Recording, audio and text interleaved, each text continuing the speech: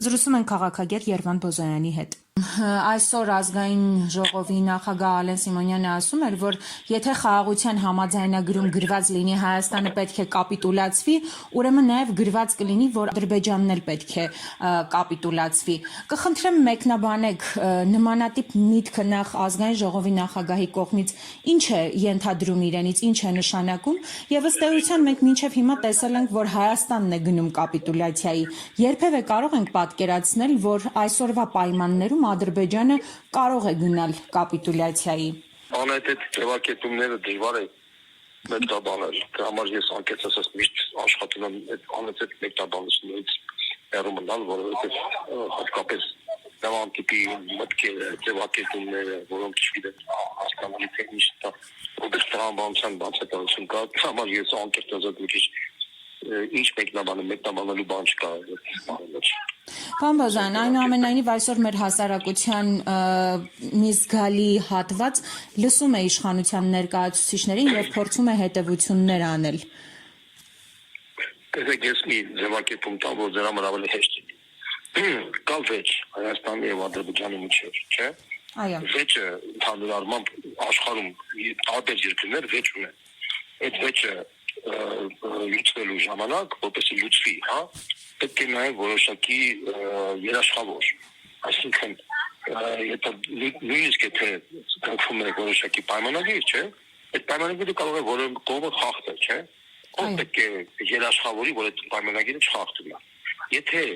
երկու երկրների միջև, որոնք երկարաժամկետ կոնֆլիկտներ են, այդ վեճի արդյունքում կնքվում է պայմանագիր առանց երաշխավորի, ապա ոչ մի երաշխիք չկա, որ այդ պայմանագիրը ցանկացած բանի կարող է խախտվել։ Ավելին կարող եմ ասեմ, Ադրբեջանի պահվածքությունից է տալիս, որոնց երկիրը շահագրգռված չէ, որ ինքը այսպես է երաշխավորված պայմանագիր ունի, եւ ինքը այսպեսության չէ թաքցնում, որ ինքը ուժի դիրքերից է հանդես գալու եւ անընդհատ նոր զիջումներ է պահանջելու եւ դա էլ երաշխիք չլինելու, որ ինքը այսպես ասած չխախտի այդ ապագա պայմանագիրը։ Դրա համար այն ինչ որ կատարվում է այս process-ի մեջ, ես նույնիսկ դա անհետություն է Հայաստանի տեսակետից, հայկական շահերը բնականաբար չեն պաշտպանվելու, ավելին կարող եմ ասեմ, այդ դա անընդհատ process է լինելու, որտեղ հայկական կողմը անընդհատ իջելու է, ինչու՞, որովհետև երբ որ Հայաստանը հրաժարվում է անվտանգային երաշխիքներից, ապա Ադրբեջանի դիրքը դառնում է ասեմ շահեկան, որտեղ դա Ղարաբաղի պատերազմի ժամանակ հաղթել է, ինքը ունի ռազմավարական գործընկերի դավին Թուրքիայի եւ այդ երկու գործոնը իրար միասին պարտադրում են, որ Հայաստան անընդհատ գնա զիջումների։ Սա է խնդիրը։ Պարոն Բոզոյան, եւս մեկ հարց, այսինքն պարադոքսալ է գուցե հնչում, բայց ստացվում է, որ մեր շահերից է բխում Ադրբեջանի խաղաղության պայմանագիր կոչվածը չստորագրելը։ Գիտեք, դա առաջին հայացքից միգուցե այդպես է թվում, բայց դա խապուսի երկրորդ ընդհանրապես Հայաստանը պետք է փոխի տրամաբանության բանակցությունների, բայց այս իշխանությունը ունակ չէ դա անելու, որտեղ այս իշխանությունը արդեն հայտարարել է, որ ինքը առանց երաշխավորի է գնալու, դա նշանակում է այս իշխանության պայմաններում մենք անընդհատ դիճումներ ենք գնալու եւ Ադրբեջանը անընդհատ նոր պայմաններ է բերելու եւ այստեղ դերասած խնդիրը արդեն դառնում է հռետորական, այսինքն որովհետեւ տեսեք, եթե հայկական կողմը անընդհատ դիճելու եւ անընդհատ դիճելու հավերժ դիճելու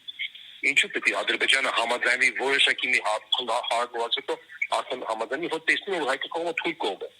Ինքը թույլ կողմ է, չի ուզում ուժեղ դիրք ունենալ, չի ուզում ուժեղ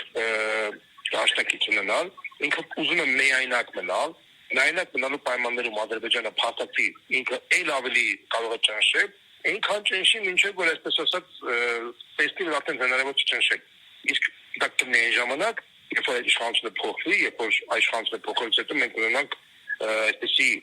գործոններ, որը թույլ չի տա, որ Ադրբեջանը մեր շարունակի ճնշել։ Իսկ այդ գործոնը բնականաբար այն մեր անվտանգային համակարգերն են, որոնք կարող են կանխել դա։ Տեսեք, եթե օրինակ չլիներ Ռուսաստանի եւ Իրանի գործոնը, հասկանալի պատճառներով Ադրբեջանը կներխուժեր Զանգեզուր եւ դուք բոլորս էլ հասկանում եք դրա մասին, չէ՞։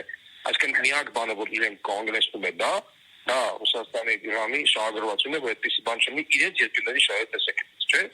Դա շատ բարձ է, բոլորի համար հասկանալի է։ Հիմա այս նույնիսկ այս իշխանությունը օբյեկտիվորեն թե սուբյեկտիվ, չգիտեմ, տարբեր պատճառներով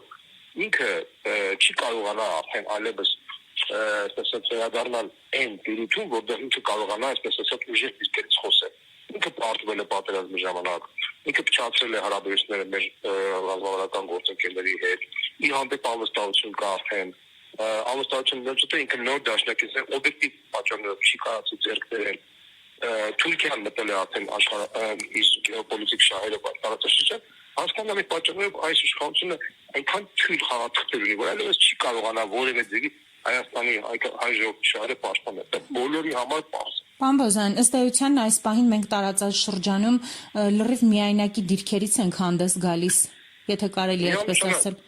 Ինքը նույնիսկ ինքը չել թաքցնում հայտարարում է, որ Հայաստանի անվտանգության երաշխիքը դա Հայաստանն է։ Հիշում եք, նախկինում ասում էր, որ մենք անվտանգության երաշխիքի թուղթ ենք ման գալիս, չէ՞։ Այո։ Այսպես ասած, հա,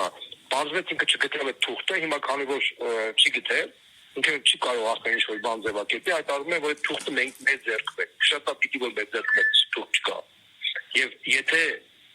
իրականում, այսպես ասած, ատակին գործոնները չլինեին, 100% դες կարող եմ ասել, որ Ադրբեջանը շուտ բանից արդեն ներկայացել կլիներ Հայաստան, Թուրքիայի հետ միասին Հայաստանը կվերացնեին։ Այսինքն սա պարզ է բոլորի համար, ոնց եմ պատմում, եւ թուրքերի համար, եւ ադրբեջանցիների համար, եւ մեր ռազմավարական դաշնակիցների համար, եւ Եվրոպական ներկայացնե բոլորի համար։ Մնում է հայ ժողովուրդը հասկանա ամբողջովին եւ հասկանա, որ ինչպես ինչ պետք է անի, որ այս իրավիճակը փոխվի։